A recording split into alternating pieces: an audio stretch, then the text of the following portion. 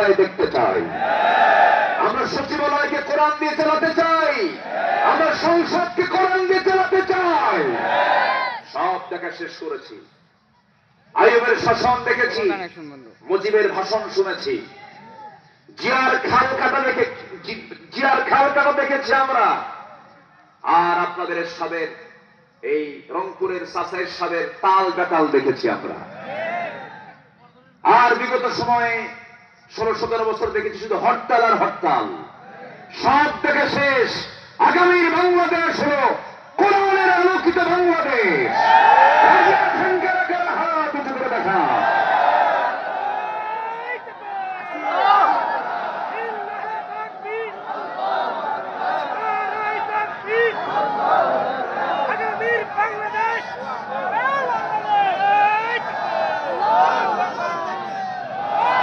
আল্লাহ কবুল করুন, জোরে বলে আমিন।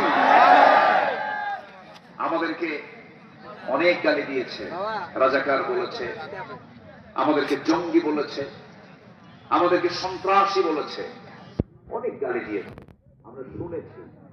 কিন্তু ফলাফল দিয়েছেন কে? আসতে বলবেন না, ফলাফল দিয়েছেন কে? আল্লাহ।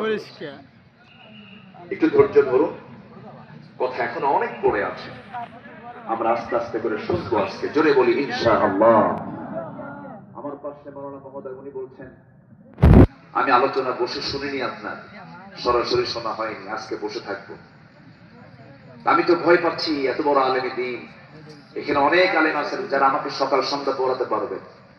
বসেছি নগণ্য বলা, আপনি যদি চলে যান আমি ভাববো আপনি কষ্ট নিয়ে যাচ্ছেন। একটু বসুন, কেউ নড়বেন না। তাহলে শর্ট করে বললাম দুটো জিনিস, একটা হলো আনুগত্য, নাম্বার 2 হচ্ছে ঈমান। আমরা টিকে রাখবো, জোরে বলি ইনশাআল্লাহ।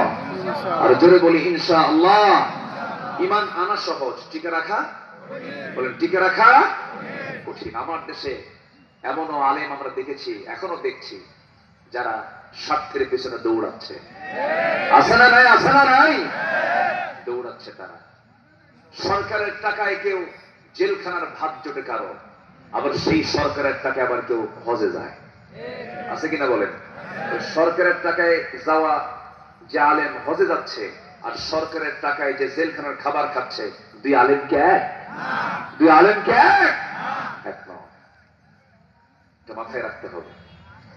তবে আমার বিশ্বাস কি জানেন, এই জমিনে আলিমের রক্ত ঝরেছে, শহীদের রক্ত ঝরেছে, এই জমিন আল্লাহর দিন কায়েম হবেই ইনশাআল্লাহ। জোরে বলি ইনশাআল্লাহ।